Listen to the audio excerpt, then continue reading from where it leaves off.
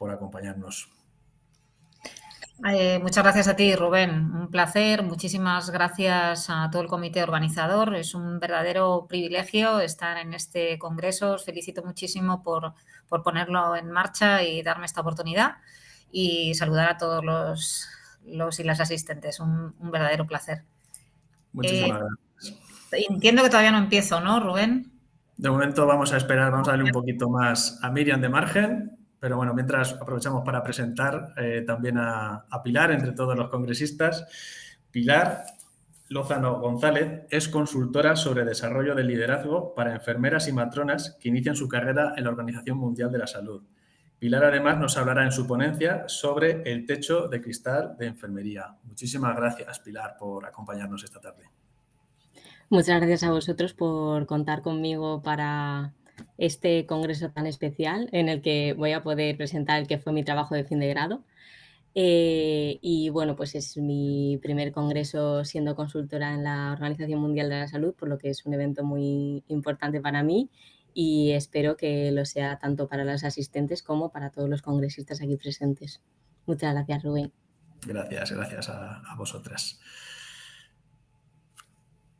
Vamos a darle un par de minutos más y si no, pues comenzamos el webinar, a ver si hasta que Miriam pueda conectarse. Antes de nada, por abrir un poquito de debate, me gustaría consultar cuál ha sido vuestra experiencia, a lo que os ha llevado ahora mismo a vuestros cargos, cómo habéis conseguido llegar hasta, por tu lado, Eva, a ser toda, vamos, directora de una facultad de una de las universidades más importantes de España. ¿Cómo ha sido ese proceso hasta llegar ahí? Pues a lo mejor te sorprende un poco la respuesta, Rubén, pero yo creo que por casualidad. Nunca me imaginé dejando la asistencia y dedicándome a la docencia y la investigación. He estado muchos años en la asistencia, llegué relativamente tarde al mundo académico por casualidad. ¿Y por qué no reconocerlo? Porque estaba muy quemada de la asistencia, tuve diferentes cargos de responsabilidad, fui su directora de un gran hospital y estaba un poquito desmotivada, las cosas como son, y llegué un poco por casualidad. Me animé a hacer un máster oficial, luego hice el doctorado, entré en la universidad y las cosas se fueron sucediendo de una manera que no me esperaba. Tuve la oportunidad. En la universidad ocurren las cosas de una manera un poco diferente a la asistencia. Los cargos, que creo que eso está muy bien, se eligen de forma electa. Te tienen que votar para que puedas dirigir, ¿no?, un departamento y demás. Y hay un periodo determinado de tiempo. Hay un primer mandato de 4 años, te puedes presentar a una segunda reelección de otros 4 y ya. En teoría ya no puedes continuar. Que creo que eso está fenomenal, que haya un límite en el que... entonces, bueno, pues ya digo que llegué casi por casualidad. No sabría decirte muy bien, porque esto tiene mucho de romántico. Los puestos de gestión de las entidades públicas tienen un punto importante de romanticismo. Los cargos llevan cargas añadidas y los recursos no siempre son los que uno quiere. Entonces, bueno, se hace porque te gusta mucho lo que haces, le entregas, le das mucha pasión, ¿no?, a lo que estás haciendo cada día, que en ocasiones es un poquito ingrato, pero en nuestro caso los estudiantes son nuestra razón de ser, con lo cual eso es lo que más te impulsa, ¿no? Yo no he querido dejar la docencia a pesar de todos estos cargos porque el aula es lo que me reconcilia luego para poder seguir, ¿no? Entonces, bueno, quedan muchas cosas por hacer, hemos hecho mucho, pero quedan muchas cosas por hacer. También se necesitan docentes en la universidad, así que desde aquí animo a los asistentes a que la carrera docente, aunque no es fácil, pues animarles a que es otra vía y que está abierta para todo el mundo. Estupendo. La motivación que se mantenga siempre intacta es primordial. Bueno, pues si quieres, Eva, vamos a dar comienzo primero con tu presentación. Vale.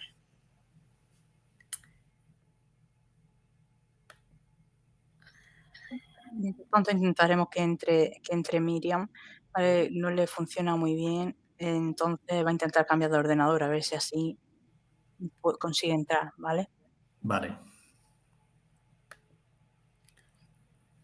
Bueno, a ver si soy capaz de entrar yo.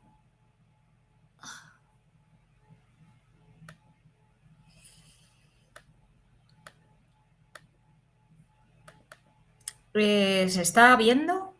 Sí, sí, se está Ay, abriendo. genial, vale. Sí, Lo dale comparto. a ocultar, donde aparece lo de la barra de Hippocratic, no sé si la Sí, ves, fenomenal. Muy y bien. se ve perfecto. Vale, genial. Bueno, pues la verdad es que este es mi correo, que por favor consultarme cualquier cosa que queráis a vuestra disposición, encantada.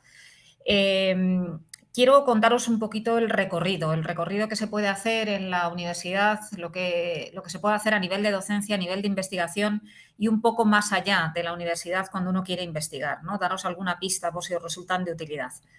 No me gusta empezar con las barreras, pero luego lo voy a arreglar. Pero sí que es verdad que tenemos una serie de barreras que todavía existen, tanto para la docencia y para la investigación, como es la escasa financiación. Me refiero a nivel de nuestro país, no solamente de nosotros, ¿eh? Hay una descapitalización de profesorado en las universidades. Contábamos con profesores y profesoras de cierta edad que se han ido jubilando y nos cuesta mucho encontrar ese relevo. Hay una fuga de talento y esto es una realidad y al talento hay que cuidarle, al talento hay que atraerle, no hay que retenerle y esto es algo que también nos falla un poquito a nivel de nuestro país. Luego también tenemos dificultades en la publicación y en la difusión de nuestros conocimientos, no resulta fácil. Y esto sumado a que si también se trabaja en la asistencia, la alta presión asistencial sumada a estas barreras, pues hace que en ocasiones la gente se desmotive a la hora de hacer docencia o a la hora de investigar. Esto es una realidad. Pero bueno, situándonos un poco cómo hemos llegado hasta aquí, quiero dejar constancia de todo lo que hemos hecho y lo que hemos adelantado, ¿no?, en los últimos años. Nuestra carrera ha sido una carrera de fondo, pero una carrera muy tenaz y muy persistente, ¿no? Nos cambió muchísimo la vida los estudios de grado, nos cambiaron los estudios oficiales de posgrado. ¿Por qué? Porque nos habilitaron y nos dieron la puerta a poder hacer las tesis doctorales, los programas de doctorado. Y, por supuesto, también las especialidades de enfermería, que ya sabéis que es otra vía de acceso para hacer el doctorado. Dentro de los másteres, sabéis que tenemos en todas las universidades másteres propios y másteres oficiales. Algo que siempre me preguntan los estudiantes recién egresados cuando me recomiendan muchas veces qué másteres hacer, siempre hago la diferencia. Un máster oficial es aquel que os va a capacitar para poder hacer vuestra tesis doctoral. Un máster propio no. Los másteres propios son másteres más profesionalizantes, son más concretos, ¿no? Os pongo el ejemplo del que yo dirijo en la actualidad, como os ha dicho Rubén, el máster de circulación extracorpórea y perfusión, pues está claro que es muy concreto, que es de un tema muy específico, donde se utiliza simulación, donde hacemos prácticas con animales en el experimental y bueno, pues es un máster que no es oficial, no te habilita el doctorado, pero sí te capacita para trabajar en algo en concreto. Bien, realmente en nuestra carrera, ¿dónde empieza la investigación? La investigación empieza desde que ingresáis en la universidad, pero realmente donde tomáis un contacto directo ya muy importante y un pulso muy interesante es en la realización de vuestros trabajos fin de grado. Aquí he puesto algún ejemplo porque en general hacéis ya unos estupendos trabajos fin de grados, unas magníficas defensas. Bueno, luego lo vamos a ver en el caso de Pilar Lozano, ¿no? Egresada nuestra y que os va a contar su TFG. Ahí, ya digo, empecéis a tomar pulso con lo que es la investigación. Cuando luego hacéis un máster tenéis un trabajo, un TFM, ¿no? La defensa de vuestro TFM es otro contacto, otro pulso todavía más estrecho y un paso más complicado en investigación. Y lo interesante de un trabajo fin de máster es que sea un poquito el precursor de vuestras tesis doctorales. Este es el ejemplo de una de mis doctorandas y me encanta ponerlo así, pues porque Luisa hizo en su momento su TFM y a continuación inscribió, como podéis ver aquí en el programa Escuela de Doctorado, su tesis doctoral. Es decir, que ya utilizó su trabajo de fin de máster para poder inscribir su tesis. Este es el ejemplo de la mía, podría haber puesto muchas, pero simplemente os quería poner otro ejemplo de la investigación en las tesis doctorales. No solo es interesante el hacer y defender una tesis doctoral. En mi caso la defendí en el 2016, ya os he dicho que yo llegué relativamente tarde a la universidad. Y lo interesante es que luego tengas doctorandos que continúen con tu trabajo de investigación. Yo lo hice en su momento de consultas online de enfermería, que en el 2016 parecía una loca hablando de este tema. Luego vino, por desgracia, una pandemia para demostrar la eficacia de las consultas online. Pero aquí lo interesante es que una tesis habilite líneas de investigación y puedas seguir trabajando sobre el tema en el que te has hecho más especialista, ¿no? Por supuesto, aparte de docencia, aparte de investigación, tenemos la innovación. La innovación docente tiene que ser un continuo en la universidad. Es lo que nos va a dar cada vez mayor calidad a la docencia y nos hace adaptarnos a las situaciones tan cambiantes, ¿no?, que tiene nuestra sociedad y las necesidades que tienen nuestros estudiantes.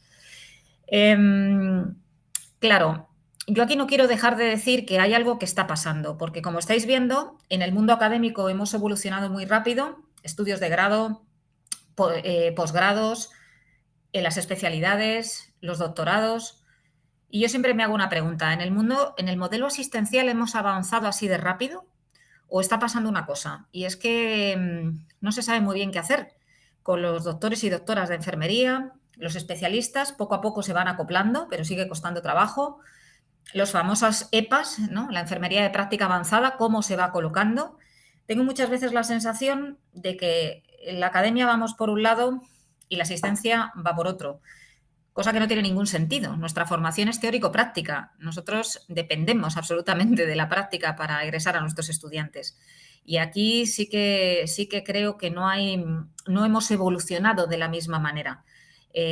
También, como he dicho, tuve la oportunidad hace años de estar en la dirección de un gran hospital y a nivel asistencial me falta ver evolución y cambios que sí que los hemos visto en la docencia y en la investigación. Sin embargo, cuesta más llevarlo al modelo asistencial y eso causa problemas, como ya veremos. ¿Qué recomendación os diría, ¿no?, si queréis investigar? Las puertas de la universidad siempre están abiertas. En este caso, pues yo represento a la autónoma, nuestras puertas siempre están abiertas para cualquier persona que quiera investigar, que quiera hacer su tesis doctoral, que quiera hacer algo, encantadísimos. Y otra opción que tenéis muy interesante en vuestros centros de trabajo son los institutos de investigación sanitaria, que hay muchísimos y prácticamente todos los grandes hospitales tienen centros de investigación. Aquí os he puesto un ejemplo, ¿no? Hay 34 institutos de investigación sanitarias acreditados en toda España. De estos 34 institutos hay 173 centros y hay más de 24.000 investigadores, que es una cifra que va creciendo, afortunadamente. Hay comunidades donde hay más institutos de investigación que, como veis, están muy ligados a los hospitales. Pues IDIPAZ está dentro del Hospital General Universitario de La Paz. El IS Princesa está dentro del Hospital Universitario de la Princesa y así. Por eso os decía que casi todos los grandes hospitales tienen un instituto de investigación. Os he puesto un poquito de mapeo de toda España. Con lo cual, si os interesa la investigación y estáis trabajando, es muy interesante que os acerquéis a vuestros institutos de investigación de los hospitales para decir que queréis, qué líneas de investigación tienen o que queréis hacer algo, ¿no? Fijaros, 29 de estos centros presentan grupos de investigación en cuidados. Hemos ido abriendo camino poco a poco y cada vez son más las investigaciones en cuidados y esto es muy interesante que siga creciendo. Desde la Conferencia de Decanos de Enfermería estamos cada vez insistiendo más en este tema. ¿Qué se hace en estos grupos de investigación de cuidados? Pues se investiga y se publica. Y teniendo el soporte de un instituto de investigación, es más amable publicar. Puedes tener más ayudas. Puedes tener más ayudas en la metodología, puedes tener más ayudas estadísticas y más ayudas a la hora de publicar. Por eso es una estrategia que os puede ayudar. Aquí tengo los datos de los últimos 5 años. El total de publicaciones ha sido de 2.631, de los grupos de enfermería 2.205 y de los mixtos 426. De toda España, y hablo de unas cifras que siguen siendo muy bajitas, ¿vale? Pero publicar, como he dicho antes, cuesta mucho. Aún así, cada vez vamos creciendo más, con lo cual, pues a motivarse para seguir. La temática de las publicaciones siempre pivota sobre estos temas: cronicidad, dependencia, promoción de la salud y educación sanitaria, envejecimiento y fragilidad, cuidados paliativos, procesos oncológicos, intervenciones en cuidados. estas líneas están siempre, ¿no? No quiere decir que sean las únicas. Por eso es muy interesante que si tenéis alguna línea que os interese o de un máster, por ejemplo, el que os hablaba antes, que realmente tiene poquito recorrido, ya hemos empezado a meter una línea de investigación, o sea que las cosas van creciendo y van evolucionando. Así que animaros mucho a si no encontráis un área en el que os podáis acoplar, el fomentar, ¿no? El que pueda aparecer alguna. Aunque, como veis, son líneas tan grandes que pueden tener cabida muchísimos temas. Quiero insistir en algo porque la ciencia que hace enfermería, todos los asistentes lo conocéis de sobra, ¿no? No es una ciencia en la que vayamos a descubrir una determinada molécula o vayamos a descubrir un tratamiento específico. No va de eso, va de otra cosa, ¿no? Va de cuidar y cuidar de una manera eficaz y efectiva y mejorar la calidad de vida de las personas, que es importantísimo. Cuando escucho muchas veces en los medios noticias de, bueno, pues tal tratamiento que puede ser esperanzador para un proceso oncológico, por ejemplo, sabemos que son noticias esperanzadoras para los próximos 5, 10 o 15 o 20 años. Sin embargo, nuestras investigaciones tienen una aplicación directa, inmediata, que va a repercutir en mejora de la calidad de vida a la sociedad. Con lo cual, nuestras tesis doctorales no se pueden quedar en un cajón. Nuestras investigaciones no se deberían quedar en un cajón, porque tienen una aplicación directa sobre la sociedad y los beneficios son muy grandes. Por eso es muy importante, lo que os decía antes, penetrar en la asistencia, demostrar la importancia que tienen nuestras investigaciones para que se hagan una realidad, se materialicen en consultas de enfermería, en mejora de los cuidados, que es el sentido que tiene nuestra investigación, ¿no? Bueno, lo defino un poco así, que es una ciencia centrada en los cuidados de salud y que el liderazgo lo sostiene y refuerza el conocimiento, además de tener la generosidad de ponerse al servicio de los demás. Es una obligación de los docentes y de los investigadores estar siempre al servicio de los demás. Por eso os decía que no tengáis dudas en llamar a la puerta de una universidad, en pedirnos ayuda o en pedirnos opinión, porque este es un feedback que nos necesitamos. Para investigar necesitamos pacientes, que los tenéis los que trabajáis en centros asistenciales. Si vosotros nos necesitáis para la metodología, pues es perfecto para poder continuar y para poder seguir. Quería mostraros también cómo ha sido la evolución en la universidad en los últimos años, especialmente para las mujeres, que bueno, pues no siempre lo hemos tenido fácil. En determinadas instituciones, bueno, con un arraigo patriarcal interesante y que nos ha costado un poquitín de trabajo. Os recomiendo este documento que está abierto, Científicas en Cifras del 2023, muy interesante, con muchísimos datos, que solo he recogido algunos que creo que son interesantes para el día de hoy, ¿no? Aquí, más o menos en esta primera imagen, muestro la cantidad de alumnas matriculadas en estudios de grado de primero y segundo ciclo, ¿no? Y el color que veis en azulito es el de Ciencias de la Salud, con lo cual estamos hablando de porcentajes importantes, ¿no? Sabemos que hay muchas estudiantes mujeres en Ciencias de la Salud, eso es una realidad que desde luego en los últimos años va a más. ¿Qué ocurre luego, ¿no? Los estudios de másteres, ¿cómo es ese porcentaje de mujeres? Fijaros, en Ciencias de la Salud, con la línea azul, fijaros qué cifras tan elevadas tenemos, ¿no? Y que las seguimos manteniendo en los últimos más o menos 5 años. Es decir, que nos animamos a hacer estudios de máster y de posgrado. Sin embargo, fijaros un dato curioso. Los estudios de másteres según la edad. Aquí en azul están los menores de 25 años, en azul más clarito 25-30 y así, ¿no? Fijaros un poco cómo va disminuyendo a medida que vamos teniendo más edad.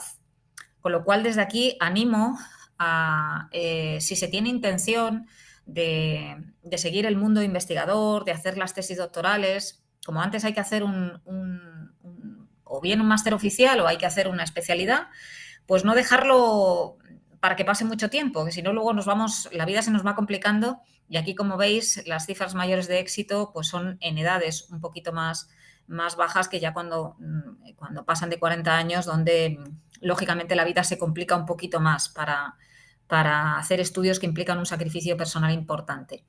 Del mismo modo, si veo el porcentaje de alumnas matriculadas en doctorado, pues vemos aquí que en Ciencias de la Salud pues siguen siendo muy altas las mujeres que se matriculan para hacer sus tesis doctorales.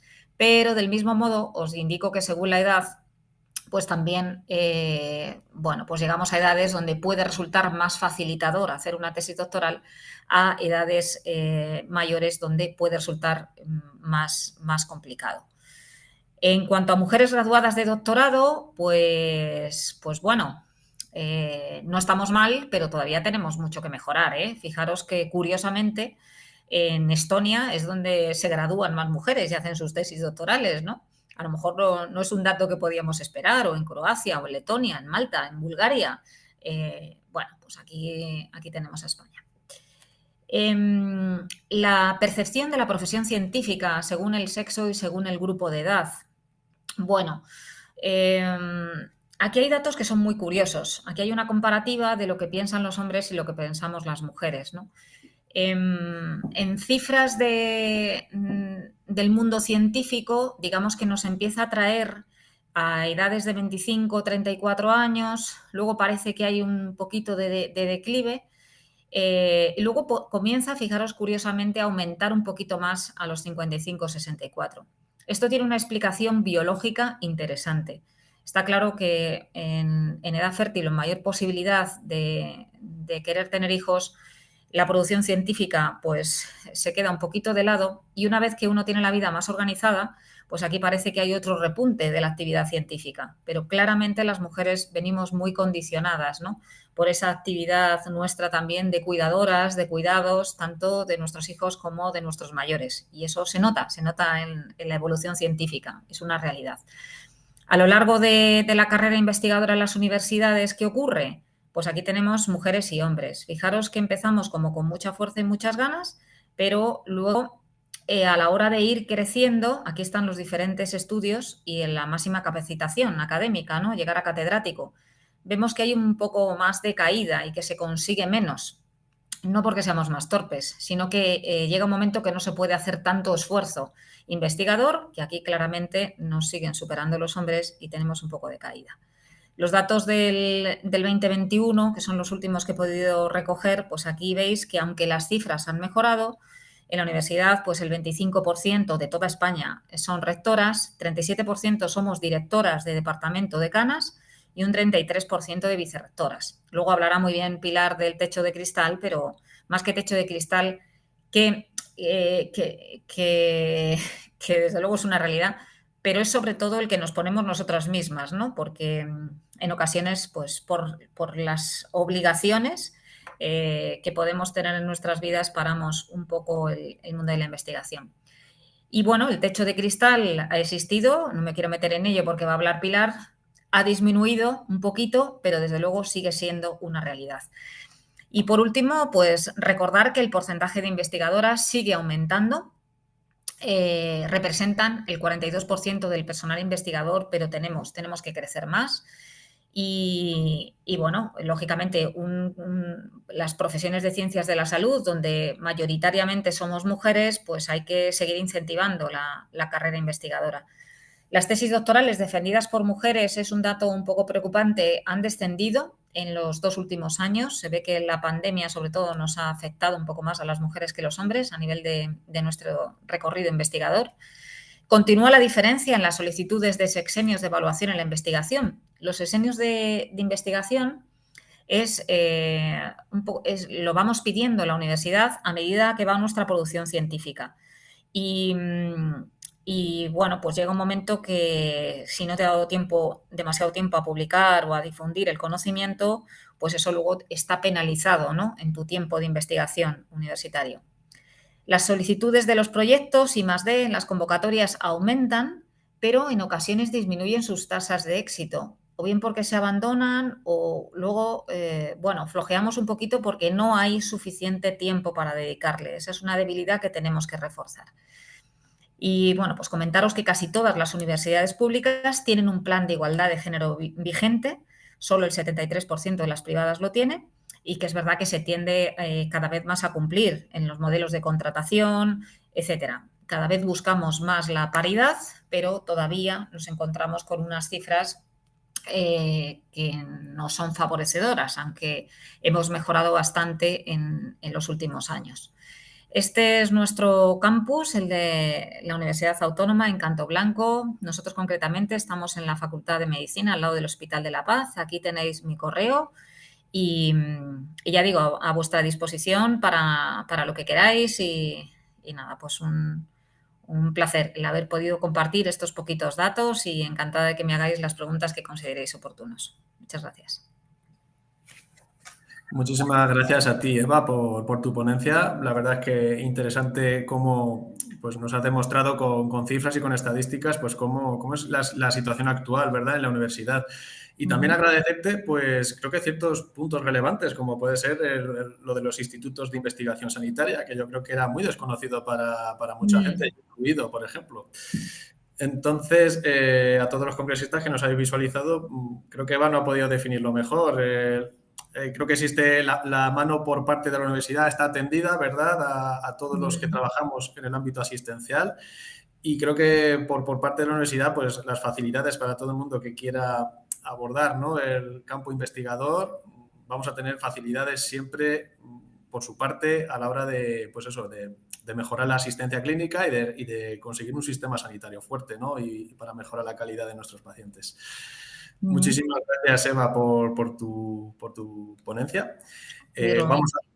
Vamos a dar paso a Pilar y Miriam, creo que ya también estás... A ver, Miriam... Vale, si queréis, ahora no hace falta que os desconectéis la cámara, con que desconectéis el audio es más que suficiente. Un segundito, simplemente que veamos que Miriam se le escucha el audio, por favor. Un Vale. segundito solo. Miriam, si eres tan amable, un segundo. Hola, buenas tardes. Genial. Vale, Hola, solo para Miriam. comprobarlo, por si acaso teníamos un tiempo para mirarlo. Gracias. Vale. Muy bien. Pues, Pilar, si eres tan amable, puedes comenzar tu presentación. Muchísimas gracias, Rubén. Aprovecho una vez más para agradeceros este espacio, el que hayáis contado conmigo. Eva ha hablado de la universidad, yo ahora voy a hablar de una perspectiva más hacia la profesión, entre comillas. Y efectivamente yo ahora mismo me estoy dedicando más al mundo de la investigación. He estado trabajando en un instituto de salud, en un IS, como los hemos llamado, y la verdad es que yo conocí la investigación gracias a la universidad, a raíz del trabajo de fin de grado y también por una beca. A mí me ha cambiado la vida. La investigación es esencial para nuestra profesión, entonces a todas aquellas personas que nos estéis escuchando y que estéis interesados, de verdad, ahondad más en el tema porque el desarrollo de la enfermería también en gran parte, depende de ello. Entonces, hablando de investigación, yo os voy a presentar un proyecto que fue mi trabajo de fin de grado, que si no me equivoco se tiene que estar proyectando ya, que fue un proyecto de investigación enfocado en los factores que dificultan a las mujeres enfermeras alcanzar altos cargos en la profesión. Yo me voy a enfocar más al género y a esos altos cargos de representación de la enfermería a nivel nacional. Así que empecemos. Voy a hacer una breve introducción y voy a desarrollar el trabajo que yo planteé hace un año y que en algún momento pues ya será tangible, tendrá sus datos y podremos desarrollar, pero en su momento fue un proyecto y es lo que he traído aquí para presentaros. Entonces, nosotras, las enfermeras, somos una profesión que es principalmente de mujeres.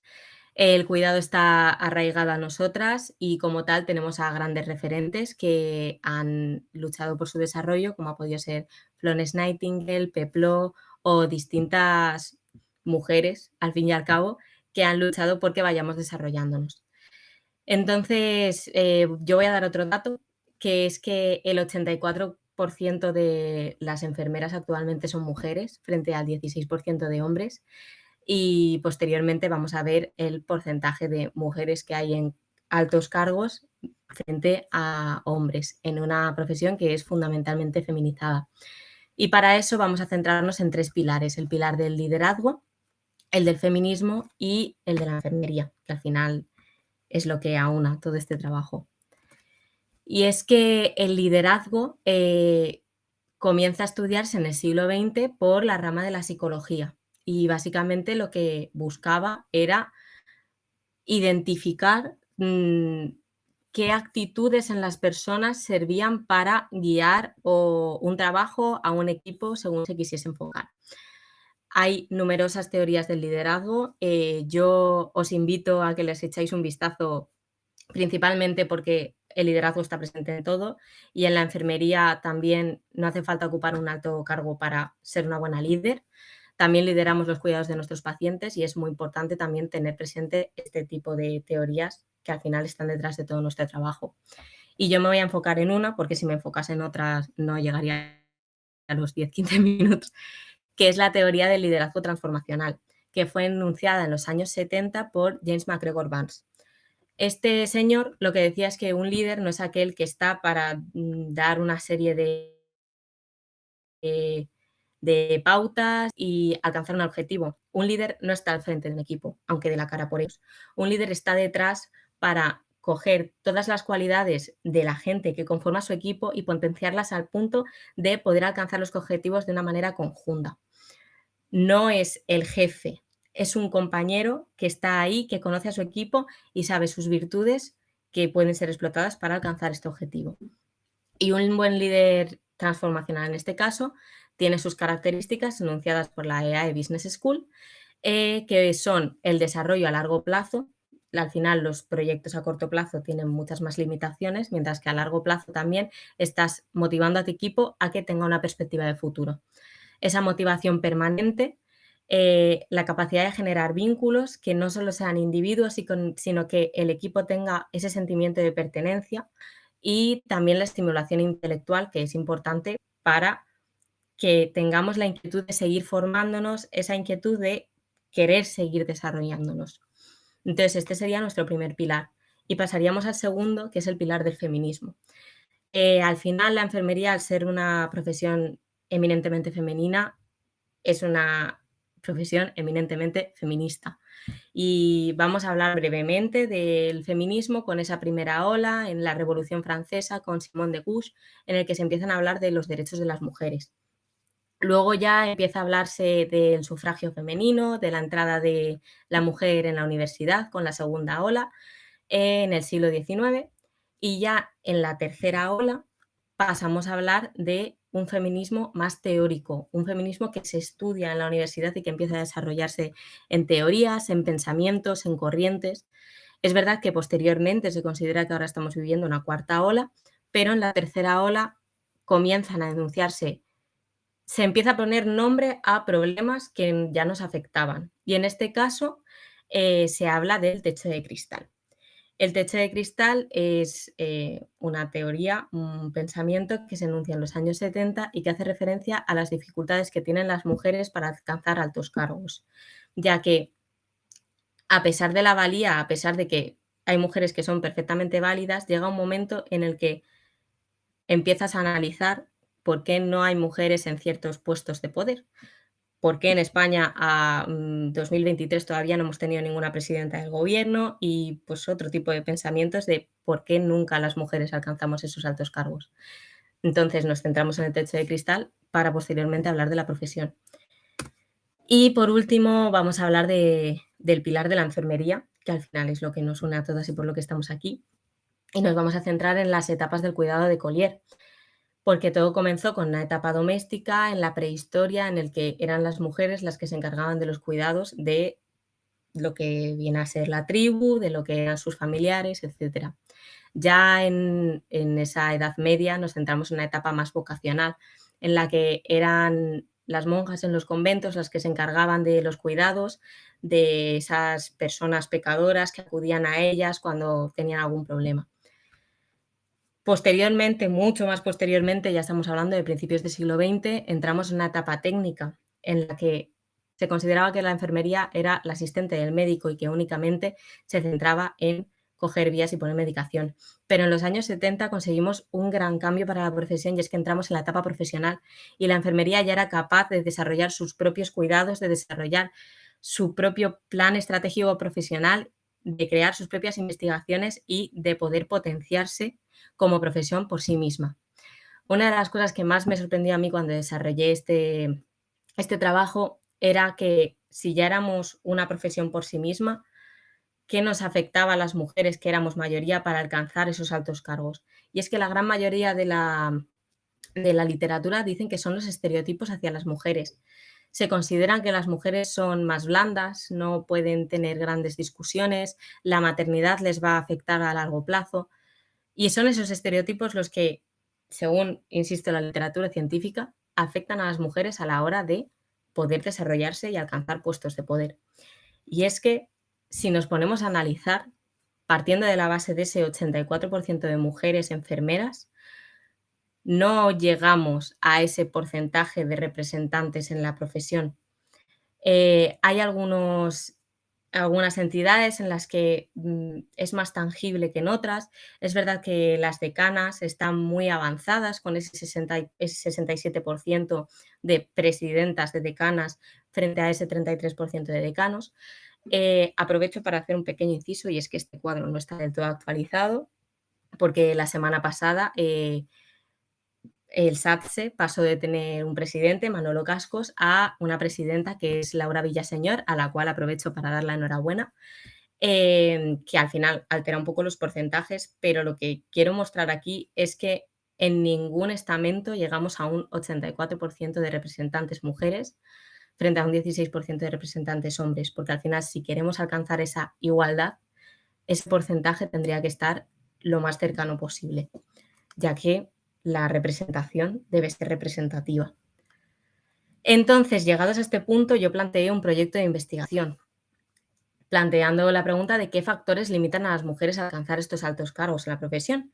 Y según la literatura, al ser los estereotipos los que afectaban principalmente en estos casos, planteé la hipótesis nula de que son los estereotipos del colectivo enfermero y los factores psicológicos y sociales los que afectan a las mujeres líderes a la hora de alcanzar altos cargos. La hipótesis alternativa sería la contraria, y el objetivo sería analizar estos factores que limitan a las mujeres enfermeras a alcanzar altos cargos en la profesión.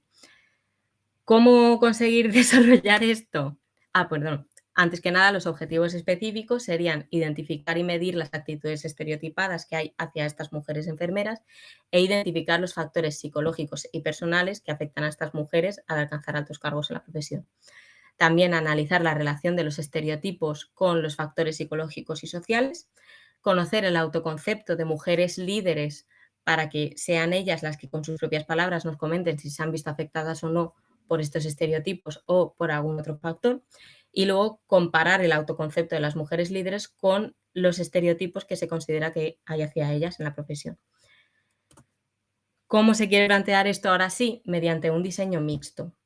Un diseño con una parte cuantitativa en la cual se envíe una escala validada a diversas enfermeras para medir la tendencia de estereotipos, y una parte cualitativa en la cual se hagan entrevistas en profundidad a mujeres líderes que ya ocupan altos cargos.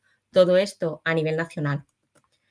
A nivel cuantitativo se aplicaría la fórmula para estimar una media, que nos daría una muestra de 384 personas, y con el fin de que fuese lo más representativo posible, se ha cogido el porcentaje de enfermeras por comunidad autónoma y se ha hecho la regla de 3 con este 384 para ver el mínimo de muestra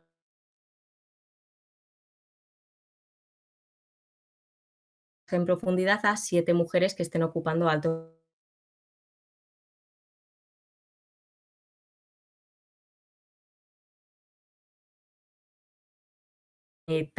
Se analizaría su autoconcepto, cómo les ha apoyado su entorno, han sentido ellas, personal al ocupar altos cargos, como con la sociedad se adapta, y así de esta manera ver las tendencias de pensamiento de estas mujeres y si les han afectado o no esos estereotipos. A nivel de variables, contaríamos con las variables sociodemográficas de edad, sexo, etcétera, para conocer las características de nuestra población. Y luego también habría variables en relación con los estereotipos hacia las mujeres, de la autopercepción de las propias mujeres líderes, y estas variables psicológicas y sociales que al final queremos tomar a estas referentes como seres holísticos, ya como somos todos, y también tener presente estas esferas en el estudio. A nivel cuantitativo existe una escala validada y traducida, que es la escala WOMS, que fue publicada en el 2008 y que ya se ha usado en otros estudios, en otras profesiones que intentan analizar el techo de cristal como han podido ser los periodistas, y luego a nivel cualitativo la entrevista en profundidad que ya he comentado hace un momento. Y sobre el análisis de datos, a nivel cuantitativo se usaría la media y la desviación estándar, y a nivel cualitativo se tomarían todas estas entrevistas, se ven y se ven las tendencias de pensamiento de estas mujeres. Y por último, lo que se haría sería comparar las desviaciones de la cuantitativa con la tendencia de pensamiento de la cualitativa para ver si existe o no una coincidencia.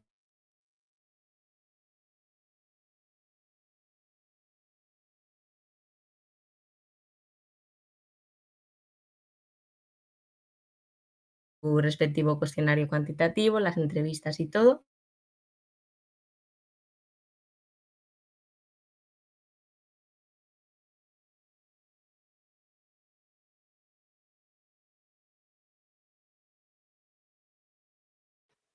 Perdemos un poquito a Pilar por internet.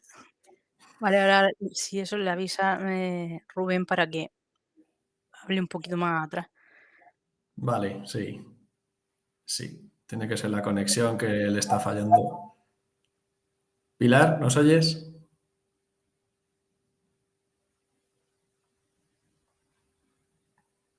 ¿Nos oyes, Pilar?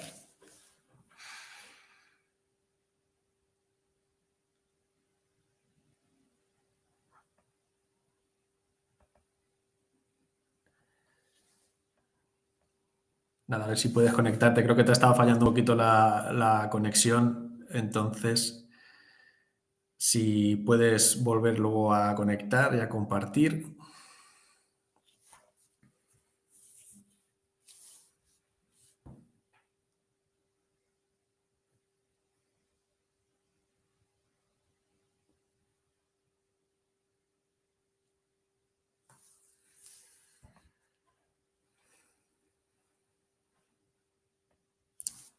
A ver si puedes.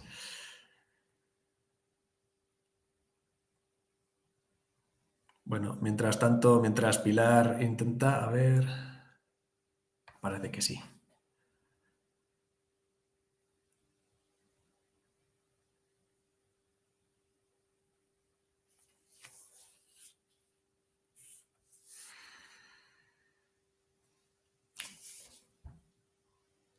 La verdad es que resulta muy interesante todo el estudio y cifras que está nombrando Pilar, la verdad, porque los datos están ahí. No sé qué piensas tú al respecto, Eva, pero Sí, está haciendo un mapeo, vamos, extraordinario de la situación, ¿no? Y bueno, pues con una línea de investigación pues muy interesante, ¿no? Entonces, bueno, es como hay que demostrar las cosas. Lo interesante es que esto llegue y que luego tengamos herramientas para intentar modificar un poquito estos resultados de alguna sí. manera. Que parece que nos pasamos la vida demostrando lo que ya intuimos, pero cuando ya lo damos en datos, pues bueno, pues claramente el tema de esa paridad o de esa igualdad, pues todavía, y de ese techo de cristal, pues es una realidad, nos sigue acompañando, ya sea por unos motivos o por otros, ¿no? Ya sea por motivos de conciliación, ya sea por lo que sea, ¿no? Pero de alguna manera nos sigue penalizando, ¿no? Y en Desde la luego. exposición de Pilar lo está dejando muy claro. Ujú. ¿Me oís ya? Sí, estábamos debatiendo ya tu ponencia. Si no te importa, desde un poquito más atrás, desde las cifras por comunidades autónomas aproximadamente, la tabla, Vale. ahí es Jo, donde hemos tenido. perdonadme, porque yo confiaba muchísimo en mi conexión web. Nada, no te preocupes, cosas del directo. Vale, pues vuelvo aquí. ¿Me escucháis? Sí, sí, te oímos bien, sí. Vale. Vemos la pantalla también. Desde aquí, ¿no? No, no estamos viendo la presentación todavía. Ay, voy, perdonadme.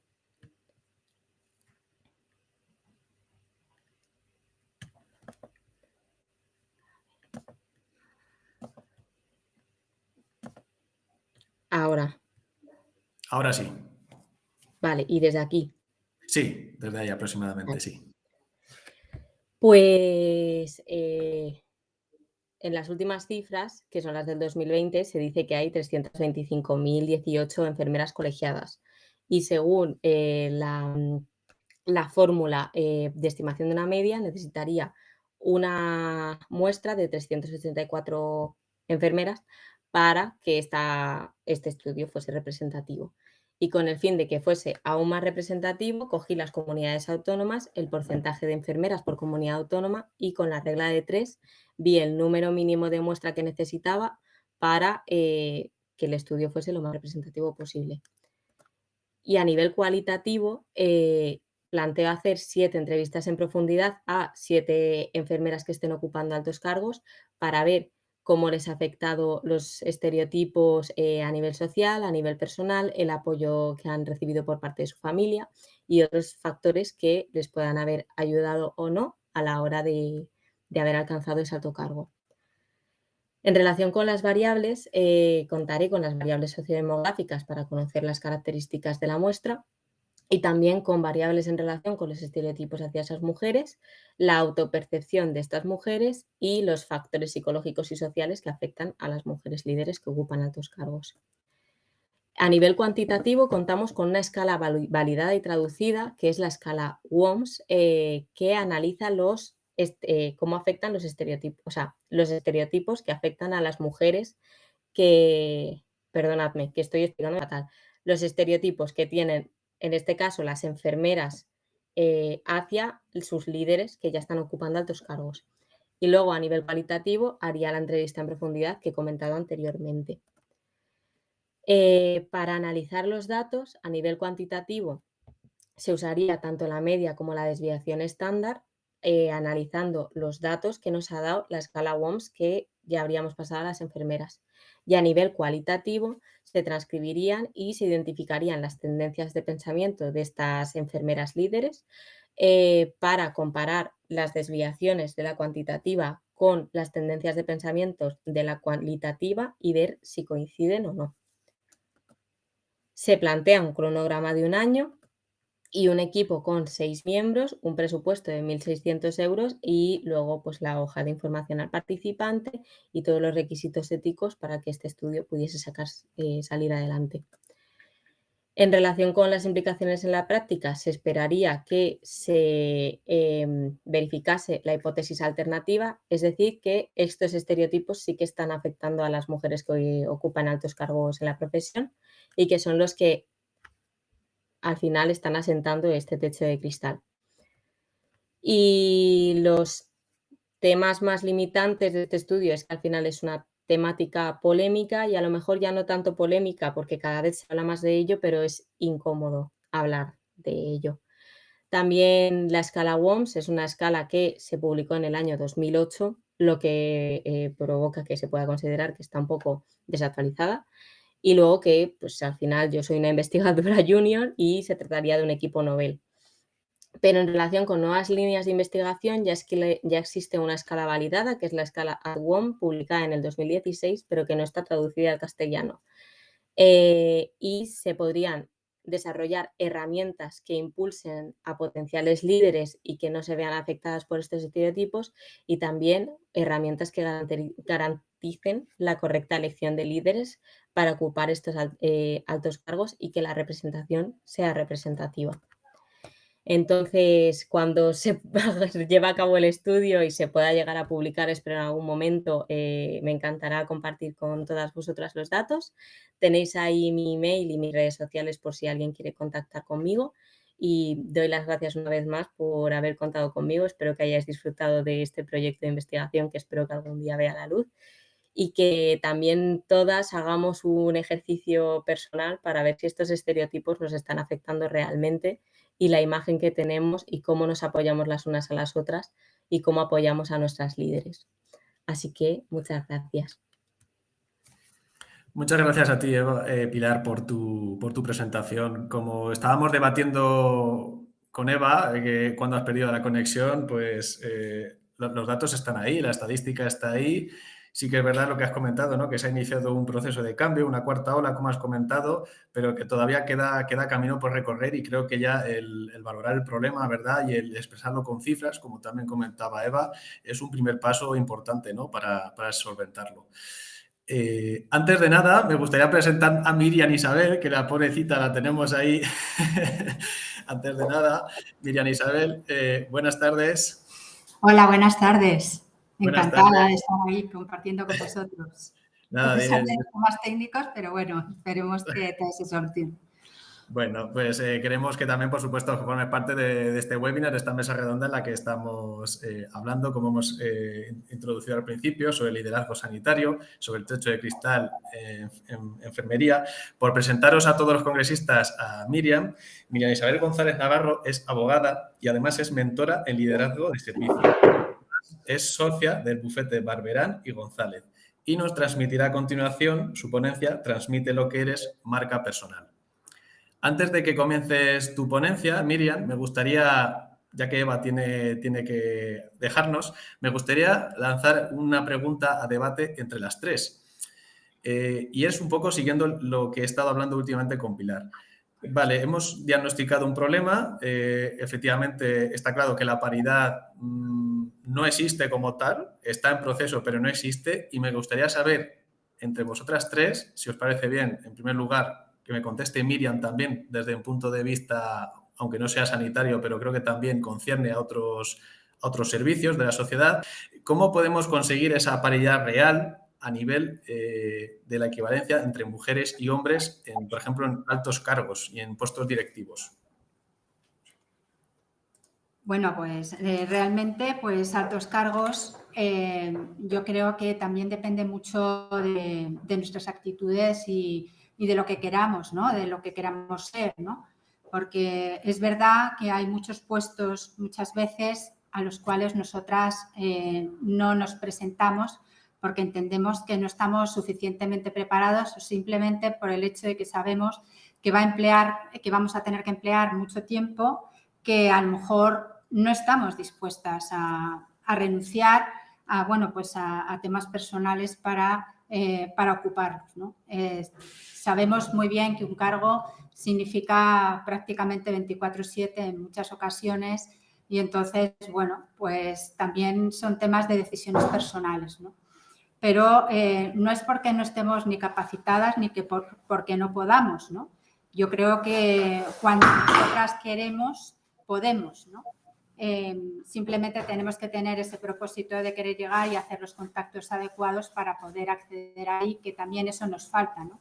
Esa voluntad nuestra de querer pues llegar a los puestos y de hacer las relaciones necesarias para poder conseguirlo. Totalmente de acuerdo, sí. Eva, ¿te gustaría hacer algún aporte adicional? Aunque veo que estás bastante de acuerdo con la opinión de Miriam. No puedo estar más de acuerdo. Miriam lo ha calcado. Ese 24/7 me ha identificado muchísimo. Y es por eso decía antes, ¿no? Que lleva una parte de romanticismo porque te tiene que gustar mucho, porque el sacrificio personal en ocasiones es muy, muy grande y uno tiene que poner en la balanza muchas cosas, ¿no? Y muchas cosas ya ha llegado a un punto, temas personales, cuando es más joven por tema de hijos y cuando llegas a otra edad por tema de mayores. El tema de la conciliación, como decía antes, pues es algo que todavía adolece de ser una realidad. Y luego algo que creo que es muy importante y es la unión entre nuestro colectivo, que ahí queda mucho, queda mucho por trabajar. Luego nos quejamos de muchas cosas, pero en ocasiones somos demasiado críticos unos contra otros. Y estamos en momentos difíciles, donde la unión hace la fuerza, es una frase muy típica, pero es verdad. No estamos en condiciones de criticarnos unos a otros, de que haya esta división tan grande, no nos lo podemos permitir. Lo estamos poniendo demasiado fácil a otros frentes que nos ven amenazantes. Así que si estuviéramos más unidos y igual que tienen otros colectivos, más corporativismo, creo que sería más fácil todo en general. Nos queda por evolucionar en ese sentido, apoyarnos mucho más. Antes lo ha mencionado también un poquito Pilar. Y queda más unión y apoyar más apoyo a los líderes más generosidad, en fin, que todavía nos queda un recorrido interesante ahí. Y como bien has dicho, lo lamento en el alma, pero me voy a tener que desconectar porque tengo otra cosa. Así que, como ya he dicho en la presentación, mail está a vuestra disposición, mi contacto, y cualquier cosa que podáis necesitar será un placer. Ya lamento muchísimo no quedarme a escuchar a Miriam, espero que quede grabado para aprender mucho de ella seguro. Así que agradeceros muchísimo esta oportunidad y que sigáis teniendo el éxito que tenéis con este congreso. Muchísimas gracias. Muchas Gracias a ti. Gracias a ti, Gracias, Eva, Eva. y en nombre de toda la organización. Sí, puedes luego visualizarlo en diferido porque se quedará grabado. Muchas Genial. gracias. Gracias. Adiós. Pilar, estábamos hablando de... Y, bueno, tú has sido la que has iniciado también este estudio, ¿verdad? Y danos tu perspectiva también, porque ya nos has comentado que todavía no está finalizado. Entonces, ¿qué perspectiva de futuro a corto o medio plazo crees que cómo puede finalizar esto? Vale, pues se me ha vuelto a ir la conexión, entonces parto con desventaja porque no sé lo que han dicho mis compañeras anteriormente. Pero lo que sí que puedo hablar es de una mujer joven que está ocupando un alto cargo como enfermera.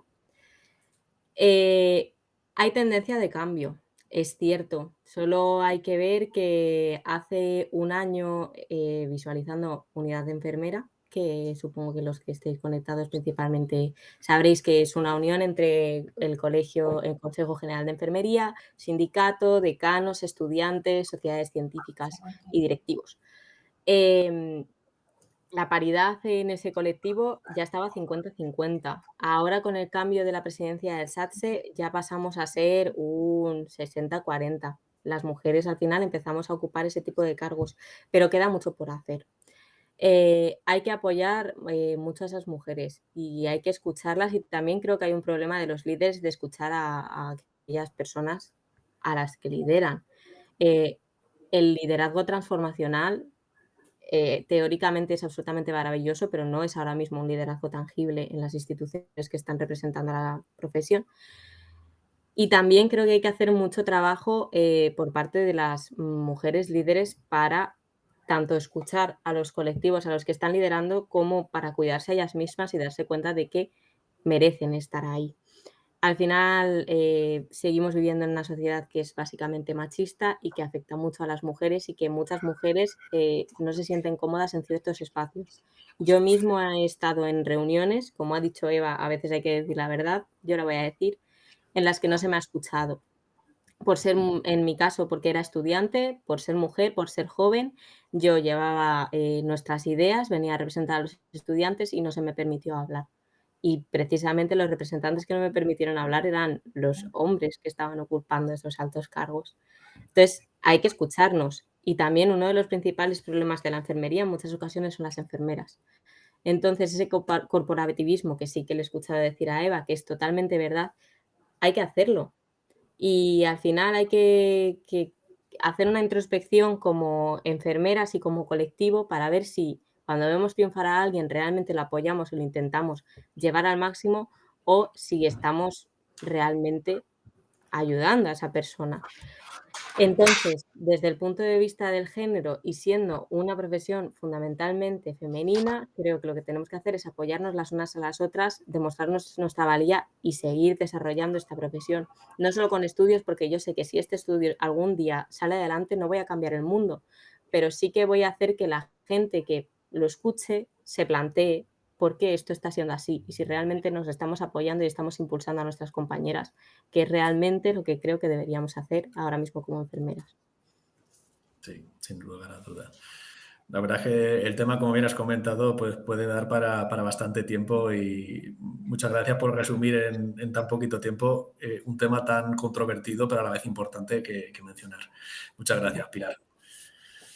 Pues a continuación, Miriam, pues si eres tan amable, nos gustaría que nos expusieras tu ponencia de Transmite lo que eres, marca personal. Creo que también va a ser de gran utilidad para todos los congresistas. Así que... Pues sí, estoy intentando, compartir. Dale. Vale. Justo al lado donde tenemos el botón de compartir cámara y compartir audio, hay un tercer botón que aparece con 2 monitores tachados en rojo. Es el de Sí, ahí me he metido. pantalla. Lo que pasa es que en pestaña de Chrome me parece webinar enlace y no me deja meter el documento. ¿Sale ahora compartido? No, todavía no. No. Una vez que le das a ese botón, te tiene que salir una ventanita. Un cuadro. Sí, No sé si te sale. ¿Te sale el cuadro? sí. Vale, y en el cuadro entonces tienes que coger la tercera opción. Toda la pantalla. No, es que no entra el documento. Sí, no, pero para compartir la pantalla sin introducir el documento.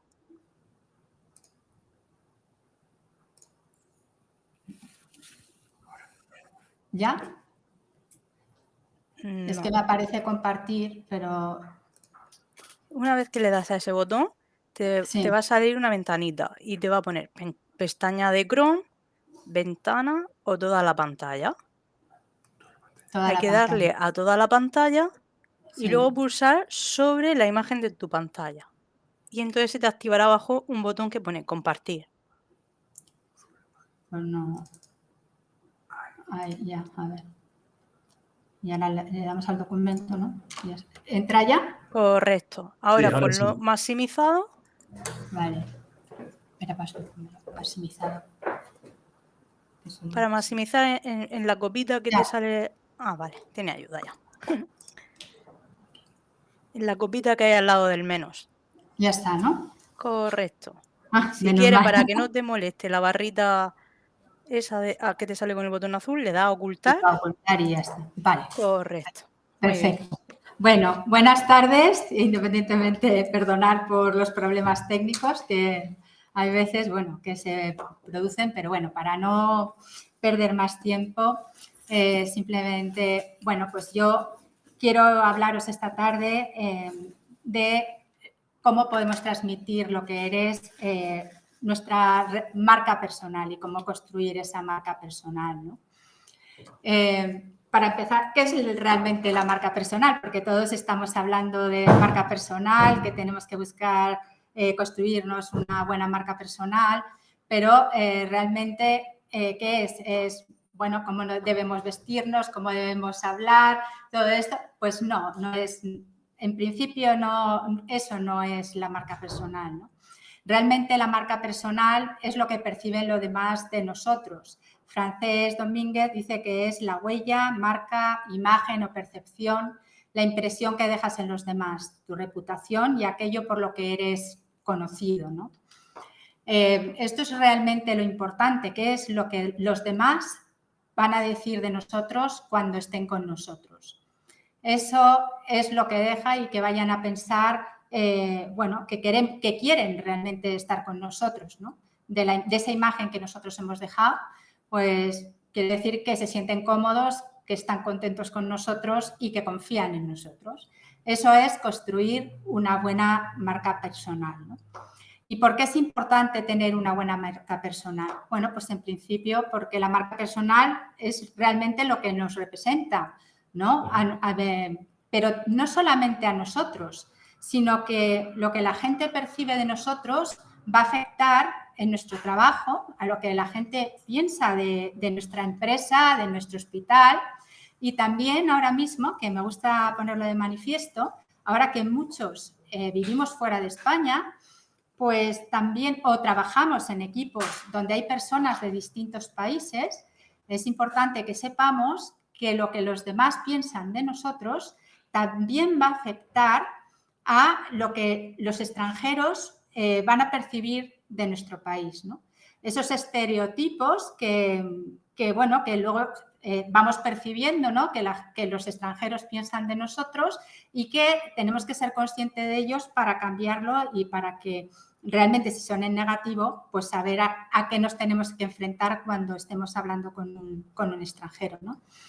Una buena marca personal nos ayuda, por supuesto, a nuestra proyección profesional y a la mejora de nuestra red de contactos. Principalmente porque si nosotros tenemos una buena marca personal, pues querrá decir que la gente confía en nosotros, que la gente quiere estar con nosotros y que quiere que estemos incluidos en su red de contactos, y nosotros también tendremos esa capacidad de ir incluyendo en nuestra red de contactos a aquellas personas que, bueno, pues coincidan en nuestros valores, en nuestro propósito, tanto a nivel personal como profesional, ¿no? Y trabajando en nuestra marca personal también vamos a decidir qué es lo que queremos transmitir a los demás de nosotros, ¿no? Lo que los demás van a decir de nosotros, porque lo vamos a poder hacer a través de nuestro propio comportamiento, ¿no? La transmisión de lo que eres, sobre todo en una carrera como la vuestra, ¿no? Del sector salud, en la cual pues necesitamos tener lo que se ha llamado vocación profesional, porque si no es muy complicado cuidar a las personas como vosotros lo hacéis. Pues, ¿qué es la vocación profesional? Es la felicidad interior que experimenta una persona al realizar un trabajo que de verdad le estimula. Y esto es verdad. Cuando tú te encuentras una persona que realmente le gusta su trabajo, disfruta con él y realmente cuida a las personas con vocación, pues eso se transmite, ¿no? Y eso va a transmitir confianza en la persona para la que estés trabajando, a la que estés cuidando. Por lo tanto, es muy importante. En estos momentos sí que se viene observando, ¿no? Que últimamente, pues a lo mejor hay gente que entra en las profesiones, en determinadas profesiones, simplemente por la nota, ¿no? No porque realmente tengan vocación profesional, también por dinero. Y una profesión como la enfermería, como la medicina, realmente por dinero puedes aguantar ciertas cosas, pero llega un momento en que no lo puedes hacer, ¿no? Porque además se nota mucho, ¿no?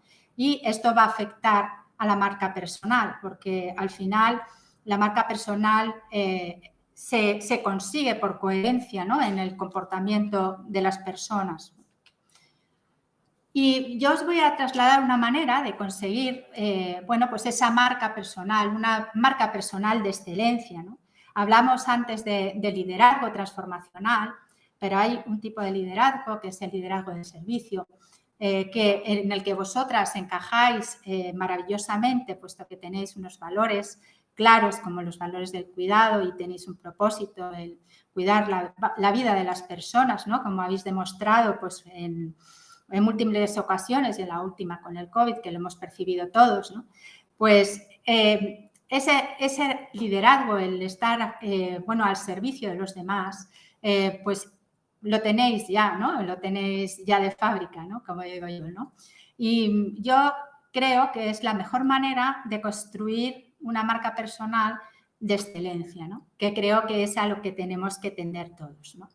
¿Y qué es el liderazgo de servicio? Pues realmente el liderazgo de servicio es el arte de influir sobre la gente para que trabaje con entusiasmo en la consecución de objetivos en pro del bien común. Es un arte porque realmente es una destreza que nosotros hemos aprendido o la vamos adquiriendo, y el liderazgo consiste pues, en realidad en una serie de destrezas que cualquiera puede aprender y desarrollar, pero para ello necesitamos, bueno, pues querer hacerlo, ¿no? Tenemos que tener ese deseo apropiado, pero también tenemos que poner la acción, tenemos que querer y actuar para hacerlo. Y por otra parte, influir y autoridad. ¿Cómo se consigue esa influencia y esa autoridad? ¿Y qué es? Es el arte de conseguir que la gente pues realmente haga voluntariamente lo que tú quieres debido a tu influencia personal. Tiene que ver con lo que tú eres como persona, con tu carácter y con tu influencia que realmente te has ido forjando a lo largo de tu vida, ¿no? Y la clave del liderazgo pues, es llevar a cabo pues, esas tareas que nos asignan, pero fomentando las relaciones humanas, ¿no? Al final, el liderazgo, lo que es importante para liderar es que sepamos comportarnos bien y gestionar a las personas, ¿no? El ingrediente más importante para conseguir pues, que una relación funcione, pues todos sabemos que es la confianza, ¿no? Y para liderar tenemos que tener, por una parte, pues querer implicarnos, ¿no? Que ese deseo de que las cosas salgan bien e implicarnos en ese proyecto que queremos sacar adelante, pero también tener ese compromiso pues, de querer dejar esa huella positiva en la sociedad. Voy a diferenciar dos tipos de liderazgo, ¿no? Normalmente hasta ahora, y por lo que mucha gente no se identifica con el liderazgo, piensa que nunca va a poder llegar a ser un líder, es porque hemos identificado el liderazgo con el liderazgo de poder, es decir, con ese liderazgo que se conseguía, a ti te asignaban un cargo y en virtud de ese cargo tú liderabas. O sea, realmente, bueno, en realidad lo que hacías era obedecer, porque no implicaba que tú a esa persona que tenías ahí, pues le tuvieras un determinado respeto. A lo mejor la terminaba respetando, pero por su comportamiento, pero no por el hecho mismo del cargo, ¿no? En cambio, tenemos este liderazgo de servicio que es intrínseco a la persona, se genera desde la persona y se sustenta en la excelencia, tanto en el trabajo como en el comportamiento. Este liderazgo de servicio, parte del ser, porque nosotros la confianza la tenemos que adquirir desde ahí, ¿no? Desde nuestros valores personales y profesionales, y realmente el compromiso que tengamos con esos valores personales y profesionales es lo que nos va realmente a dar esa autoridad que va a ser clave del liderazgo, ¿no? La autoridad no te la da una norma, la autoridad te la ganas tú, es el respeto, ¿no? Todos conocemos a personas a las cuales respetamos profundamente y normalmente no vienen por un cargo, ¿no? Sino que, ni por una norma, sino que tú las respetas por lo que son como personas, ¿no? Para poder liderar es necesario, para empezar, que nos autoconozcamos, que sepamos cuáles son nuestros activos, cuáles son nuestros pasivos, que trabajemos todos los días pues, para ser mejores personas y profesionales en busca de la excelencia, ¿no? Dice, las malas personas no pueden ser profesionales excelentes. Los mejores profesionales son siempre excelentes, comprometidos y éticos. Esto lo dice Howard Gardner y no puede tener mayor razón, ¿no? ¿Desde dónde partimos, ¿no? Para conseguir tener una marca personal de líder? Pues para empezar, hemos dicho que la confianza se consigue desde el ser. Por lo tanto, y el ser coincide con esos valores humanos, personales y profesionales, ¿no? Y también tenemos que tener un propósito, un objetivo hacia dónde vamos, hacia dónde nos dirigimos, para que las personas que confían en nosotras sepan hacia dónde vamos y que nos quieran acompañar para que podamos cumplir ese objetivo, ¿no? Los valores pueden ser el amor, la generosidad, la integridad, la humildad. Sabemos, y vosotros lo sabéis especialmente por pues ese valor de los cuidados que tenéis, ¿no? Que el amar es cuidar, cuidar es amar y cuidar es dar. El dar sin esperar nada a cambio, como hacéis vosotros todos los días, y eso realmente los pacientes lo perciben, ¿no? Podemos preguntar a cualquier paciente que sale de un hospital y lo que habla es del trato, del buenísimo trato que ha recibido por parte del personal sanitario, ¿no? Y las enfermeras, pues realmente pues sois personas clave en esos cuidados y en esa atención, en esa escucha que vosotros practicáis, ¿no? Y el propósito, la misión, que es lo que hemos dicho antes, que es hacia dónde nos dirigimos, ¿no? Pero pocas personas se paran a pensar qué es lo que quiero yo conseguir en la vida, ¿no? ¿Qué es lo que quiero yo conseguir profesionalmente? Pero el propósito y la misión es algo que excede de mí, excede el dinero que yo vaya a ganar o que me plantee ganar, o ese cargo que vaya a conseguir. El propósito es lo que yo quiero aportar a la sociedad con aquello que yo estoy haciendo, ¿no? Pero yo tengo que saber qué es realmente lo que yo quiero aportar como persona y profesional y realmente comprometerme con ello, porque una vez que yo lo sé, yo voy a dirigir todas mis acciones a ese propósito y, por lo tanto, yo voy a dar seguridad porque la gente sabe a dónde voy y esto afecta a la marca personal. Y para ello, para conseguir ese propósito, yo tengo que ir estableciendo metas más pequeñas para ir alcanzando esos retos, ¿no? Y para decir, mira, ya lo voy consiguiendo y que me sea más sencillo pues alcanzar ese gran propósito en el cual yo me he comprometido. Pero para alcanzar un propósito yo no lo puedo hacer solo, ¿no? Normalmente los propósitos se consiguen eligiendo a esas personas que nos van a ayudar a alcanzarlo, pero también tenemos que ayudar a los demás a que alcancen los suyos, ¿no? Se dice que los sueños parecen al principio imposibles, luego improbables y luego cuando nos comprometemos se vuelven inevitables, lo dice Mahatma Gandhi, ¿no? Por lo tanto, cualquiera puede alcanzar aquello que se proponga, lo único que tiene que hacer es buscar a las personas adecuadas y dirigir sus acciones para conseguirlo. Pero una clave del liderazgo es la búsqueda de la excelencia, ¿no? Y la excelencia, pues, tanto en el trabajo como en el comportamiento. Y realmente la excelencia, todo el mundo nos asustamos porque, bueno, pues ponemos el foco en aquella parte técnica que tengo que ser excelente, que me lo tengo que saber todo. No, ahora mismo eso no es así, ¿no?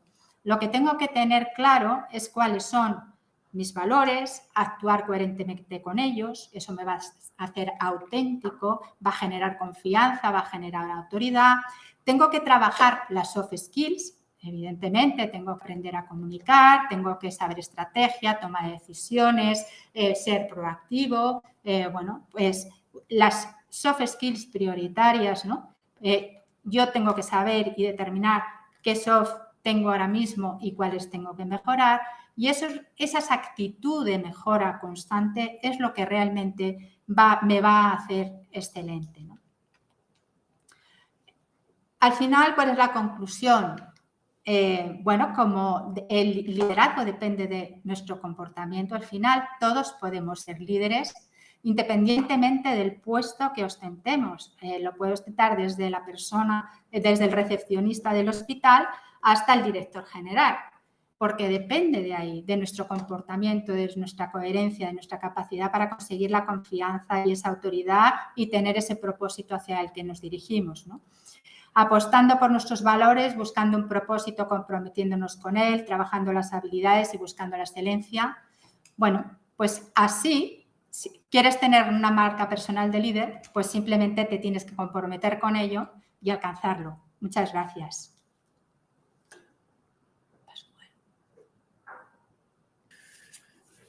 Muchas gracias a ti, Miriam, por esta ponencia, por esta presentación tan interesante de la marca personal. La verdad es que también me gustaría debatir también, creo que es un punto interesante. Creo que a nivel de sanitarios, claro, todos los que somos profesionales, tú incluso también como abogada, a lo mejor desde fuera, me gustaría también enfatizar que creo que la situación del COVID, la pandemia del COVID, supuso también como una visibilidad a nivel de la sanidad, ¿verdad? En el que la marca personal se vio muy reforzada, ¿verdad? Cuando hablamos, por ejemplo, de incluso a nivel social, los aplausos, aquellos famosos que se hacían en los balcones, digamos que en ese momento se le otorgó una marca personal a nivel global a la sanidad muy grande. ¿Qué pasa? Que ha pasado el tiempo, creo que, y creo que ha bajado. Podríamos decir que volvemos otra vez a los problemas del pasado. Entonces, me gustaría preguntarte, a nivel, tú como sociedad, ¿qué nos podrías indicar a los sanitarios a nivel general para que esa marca personal podamos mantenerla, manteniendo esos valores, como el valor de cuidar que bien has estado describiendo? Bueno, en realidad yo creo que lo que ha pasado es normal, ¿no? O sea, estábamos viviendo una situación muy complicada, vosotros, bueno, pues aceptasteis el reto, os pusisteis a trabajar, bueno, como locos, incluso, bueno, pues comprometiendo vuestra propia vida y eso la gente lo vio, la gente aplaudió y por supuesto, pues eso queda ahí, ¿no? Y lo que pasa realmente es que, como todo, después de un momento tan alto, ¿no? Pues es normal que, bueno, que el cansancio haya hecho bueno, que ahora la percepción que tiene la sociedad, bueno, pues es verdad que cuando vas a un centro de salud, pues a lo mejor pues la gente está cansada y bueno, el trato a lo mejor no es el mismo que antes, ¿no? Y yo lo entiendo, ¿no? Y también pues ha mezclado el tema de las reivindicaciones económicas y todo este tipo de cosas que al final pues fastidian bastante, ¿no? Porque yo creo que no hay que mezclar, o sea, vuestro trabajo, lo que hay que ir realmente es a la percepción que tiene el paciente de vosotros, ¿no? El paciente que bueno, pues está con una enfermera en un momento dado y sale diciendo qué maravilla de persona me he encontrado, qué suerte tengo. Yo creo que eso es en lo que me tengo que quedar, en lo bien que he hecho yo mi trabajo en el día a día, porque es lo que yo puedo controlar. La visión grande, eso no depende de mí. Depende de los medios de comunicación, en muchos casos lo que interese, lo que no interese, si quiero montar follón o no quiero montar follón. Entonces, ahí yo no me puedo ir porque eso yo no lo puedo controlar. Yo realmente la percepción de mi marca la voy a ver en el día a día, ¿no?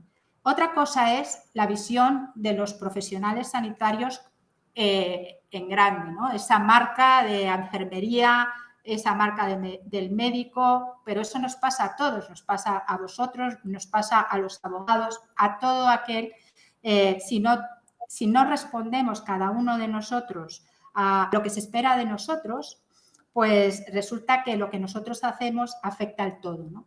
Entonces, basta con que una persona se encuentre, pues, una enfermera, porque voy a hablar directamente de un abogado, por ejemplo, para no personalizar, ¿no? Un abogado, por ejemplo, que no le haya tratado suficientemente bien para que todos los abogados de este país seamos malísimos. Ya no se acuerdan de aquel que le ayudó en un momento dado a cambio de nada, ¿no? Pero esto pasa con carácter general. Por eso, lo que sí que tenemos que tener es conciencia todos de lo que cada uno de nosotros hagamos en nuestro lugar y la percepción que se lleve cada uno de los pacientes de nosotros va a afectarnos a todos.